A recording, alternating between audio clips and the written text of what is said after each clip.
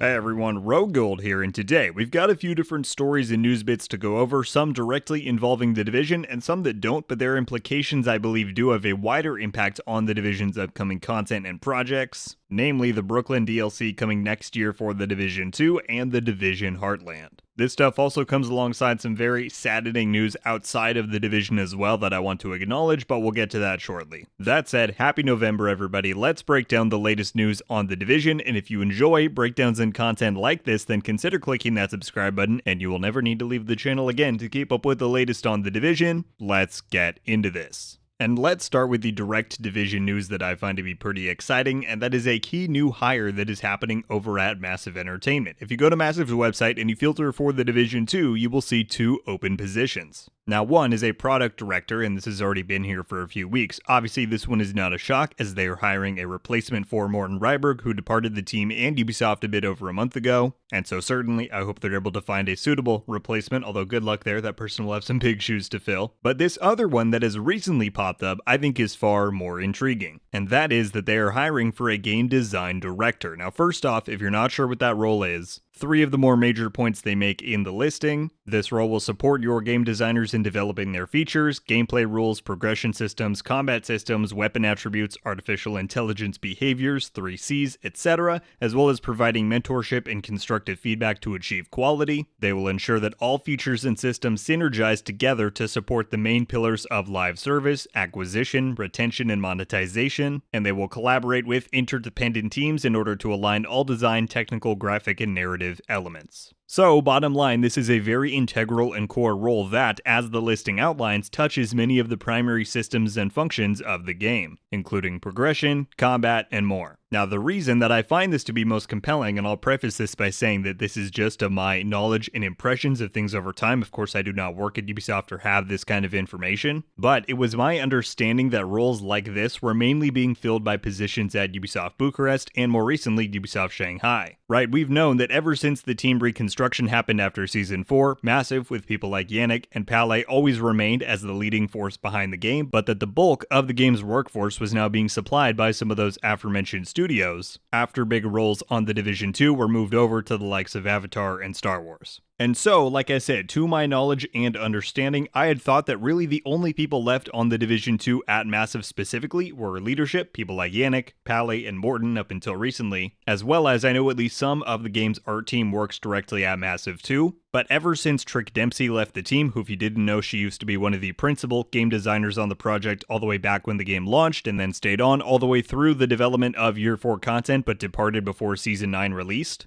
I wasn't under the impression that many, if any, of those types of roles still remained at Massive itself. Now, at the end of the day, my impressions mean next to nothing. As I said, I don't work for Ubi, I don't know their staffing or employee distribution, and ultimately we have to remember that the vast majority of developers, not just on the Division but any game, aren't active on social media, or at least they don't make it known where they work or for what their position is. So I just want to clarify that it is very possible that this discipline had remained at Massive all along through the restructuring, or that this hiring could be a replacement for somebody we never knew, just as they're hiring for a replacement for Morten right now. That said, from my impressions and things I've heard, I just don't think that's the case. I'm leaning towards the idea that they're reviving this discipline and this kind of a role at Massive itself for the project, and I think that's very exciting. And if that's the case, it's also not terribly surprising, right? We have this big DLC and endgame redesign on the way next year that of course involves all of those areas we mentioned earlier like gameplay, progression, player retention, and we know that something is going to happen sometime next year in regards to the Division 3 as well. There have been implications that the Division 2 will continue making content in the years of development that game will take. So does that mean that the current team stays solely on the Division 2 to work on that? Do some of them transition over to the Division 3, like Yannick, Palais, or others? And if so, who takes their place? So I could totally see this position kind of filling that role where they're beginning to introduce these larger, more central roles in production back at Massive proper in order to begin to prepare for the much larger shakeups that we're set to see next year. So that's story number one and some very interesting things happening in the realm of new hires. The The next one, as I previewed earlier, has direct implications, I feel, on the Division's plans in 2024, but it does come with some very unfortunate parts as well. If you're on social media much in the gaming space, I'm sure by now you've heard about the big news coming out of Bungie, the studio behind Destiny. The main part I want to talk about is the delay in the new release window for the game's upcoming expansion, The Final Shape, as well as the delay to their upcoming free-to-play extraction shooter, Marathon. We'll talk about those momentarily, but it did feel irresponsible for me not to point out the more troubling part of that news, which was that amidst all of this, Bungie also laid off 8% of its workforce, equaling close to 100 people in total. Now, I know this is a Division video, and we'll get back to that very shortly, but I had to comment on just how saddening the layoffs themselves are, but also the supposed circumstances it was done under. I'll leave some links in the description if you would like to read out more on it. Layoffs are not uncommon in this industry, I'm afraid. There have been over 6,000, I believe I heard, this year alone in gaming. And that's despite the record-breaking year it has been for new releases and high-quality releases. The Bungie one hits especially hard given my connections to them. For those who didn't know, Destiny was my main game before the Division ever released. And so, to see this happening to such a reputable studio with a juggernaut live service title like Destiny, it's scary. Frankly, Ubisoft had its own round of layoffs this year. To my knowledge, none of that has impacted the Division teams around the world, which sure is a relief for us, but it doesn't make the malpractice of this all sting any less. And like I said, to see who and how some of these people at Bungie were let go, some that struck me the most were Michael Salvatore, a lead composer who has been with the company since their Halo days, as well as a number of their community team, who from everything I had seen from them, they were nothing but positive and a light for that game. And so to comparably think that people like Ola Strand, Carrie over at Redstorm, or Dari at Massive could just be let go at any time due to the current climate in this industry right now, that is nothing short of terrible. So my heart goes out to those affected. I hope they recover quickly. Let's get back on track though and talk about the game-related news that came from this whole deal. It was simultaneously reported by Jason Schreier, who if you don't know is one of the most reputable reporters in the industry, that Destiny 2's latest expansion, The Final Shape, has been delayed from February 2024 to June 2024, and that Marathon, their extraction shooter project, is now targeted for 2025. Now I want to talk about what that means for the Division 2's new Brooklyn DLC and the Division Heartland respectively. Let's start with the Brooklyn DLC. The main thing here is, by our current projections, June is exactly when the new Brooklyn DLC is set to launch. And that's calculated by looking at when Season 2 in-game is set to end right now and applying the new 4-month Year 5 season rule after that. So, if all of this is true and things do play out that way, then as of right now, both Destiny 2's Final Shape expansion and the Division 2's new Brooklyn DLC would now both be launching in June 2024. Now look, normally I am not one to claim that two similar releases are necessarily disastrous for one or the other. Great example, back in 2022, the original release date for the Division 2's Return to Content, Season 9 and the TU15 update, was February, and at the time there were a lot of people saying, oh no, they can't release it then, that is when Destiny's Witch Queen expansion is also launching. Now it ended up getting delayed past that and that confliction never came to pass, but my counterpoint to that was, well, it's really not that impactful, because those two content releases are wildly different things. Season 9 was meant to usher in a new chapter for the game, establish new foundational systems to help nourish future growth, whereas The Witch Queen was Destiny's yearly expansion, and the content drop that the entire player base looks forward to and plays no matter what every year. With all that being said, I think this time around is a little bit different. Assuming the Brooklyn DLC is paid content, which I want to be clear has not been confirmed, but I believe it will be, then it will be both the Division 2's and the franchise overall's first paid content release in over 4 years by the time that it comes out. And that's a big deal, and comparatively, The Final Shape isn't your average Destiny expansion. It's the conclusion to their 10-year saga of stories, the finale of all finales, right before they begin their next era. Now, there are a lot of people who are becoming more and more disillusioned with Destiny and Bungie, but even those players seem to mostly say that they intend on checking out The Final Shape at launch, if for nothing else than to just get that narrative closure before they decide whether or not they want to move on or stick with the franchise. So my point is not that releasing at the same time will butcher the Division sales or vice versa, but I do think that given the unique circumstances of both these releases, it would be much smarter to not launch them side by side. Massive is going to want this new DLC to sell as well as possible to prove the Division 2's value after all of these years of free releases, and The Final Shape is set to draw in more players than Destiny expansions of years past simply because of its finality. So we'll see if anything is done with the Brooklyn DLC's release window because of this, or if Massive even deems this enough of a reason to move it. But personally, I think doing so would do nothing but help the chances of success for this DLC and the overall huge endgame plans that are coming with it. They're going to want the internet and media outlets to cover all of that as much as possible for maximum exposure, and that's not going to happen if Final Shape comes out right at the same time. In my opinion, it would be much more beneficial to move up the release date over anything. Now, that might be an unrealistic thing to ask given they've already delayed the drop from its original time frame, but all I know is that May was a super successful window for Season 9 back in 2022, and by May 2024, interest in Destiny 2, which is still the division's largest competitor in the genre, will be at an all-time low, given they're about to have a 7-month season with this delay in mind.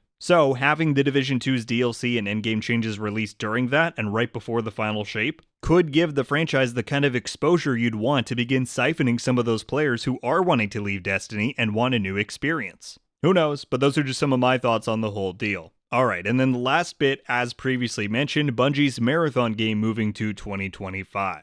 Now, we never had a solid date or window for this game, but them moving its target to 2025 really makes me come to one conclusion, and that is that Red Storm and Ubisoft need to release The Division Heartland in 2024. Now, counter to what I was just saying about The Division 2's releases, I do and always have believed that timing is going to play a big factor in Heartland's release. Primarily because the goal with that game is not just to attract existing Division fans, but also to draw in new audiences, given it will be the franchise's first foray into the free-to-play AAA market. Now, Heartland has the advantage of releasing into a genre that is still growing in popularity, I feel, that being the extraction shooter, and the big thing with that genre is that the market is still awaiting the big heavy hitters and frontrunners to release. You have the early adopters and inspirations, things like the Division's own Dark Zone, Survival, Escape from Tarkov, but that wave of AAA dedicated free-to-play extraction shooter experiences have yet to drop. And sure, you can point to things like Battlefield 2042's Hazard Zone or COD's DMZ,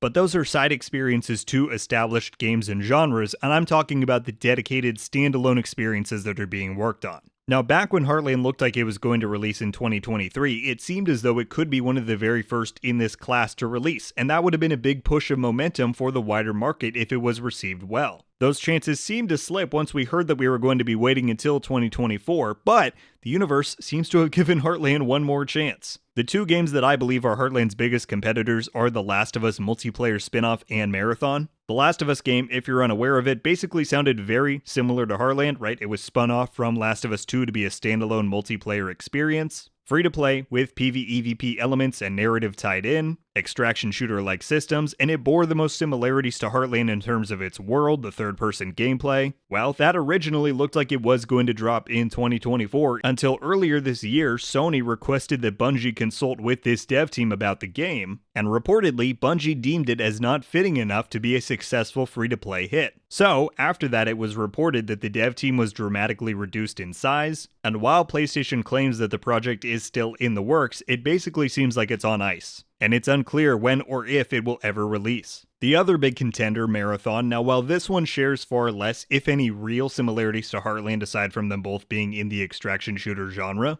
it's the dedication and innovation that Bungie has claimed about this title that I think poses the biggest threat. They've invested in robust server infrastructure and anti-cheat mechanisms. They've claimed that they're trying out unique new ideas like permanent map changes based on player exploration, items that accrue value based on when and how you got them and how you end up using them. So again, it's less about the direct comparisons to Heartland and more about the fact that the extraction shooter genre still hasn't gotten its big free-to-play contenders to release yet. And if Marathon were to come out first or closer to Heartland, then its resources and features could pose a threat if Heartland were to not have the chance to establish an audience first. Well, again, fortune seems to have struck for Heartland. As we covered a moment ago, Marathon is now slated for 2025. So once again, we find ourselves in a position where The Division Heartland has a real shot at being one of, if not the first, big mainline AAA free-to-play extraction shooters to release onto the market, especially with other titles like The Cycle Frontier shutting down, Hyenas being cancelled. Arc Raiders is still in the mix, but who knows when that's going to pop up again. So just like 2023, 2024 has now suddenly opened up for that market. Now, it's going to be entirely up to Red Storm and Ubisoft to make sure that that experience is as compelling to the industry as possible to make people who haven't played the Division want to jump in and stick around. But I truly do believe that having that advantage of being one of the first can be a big momentum booster if they make the most of that opportunity. But this all hinges on the idea that Heartland does actually release in 2024, which is not guaranteed. All we know right now is that our next update is coming in 2024. I really hope that after the closed beta this past summer, the team at Red Storm is working diligently to implement as much feedback as possible and to improve the experience as much as they can so that the launch is even more solid. And at the end of the day, I just really hope that the fire and passion is there to get this thing out next year, because by some miracle, they still have a chance at beating the competition to market, and I think it would be a shame to waste that. Alright folks, well this video is starting to get a bit long and I do not want to ramble, so that is going to do it for this news roundup. Just figured I would combine a few of these big stories as of late and let you know what's going on with it all. Across all of these stories, I would love to know your thoughts and reactions. What do you make of the Division 2's latest hirings? What's your take on the release calendar for 2024? And if you have any kind of unique perspective, I would love to know your thoughts on the industry's current landscape with all of these layoffs as well. As always, I look forward to reading everything down below, but that's going to do it for me today, everybody. Thank you all so much for watching. I'll see you in the next one. RogueGold. Ow.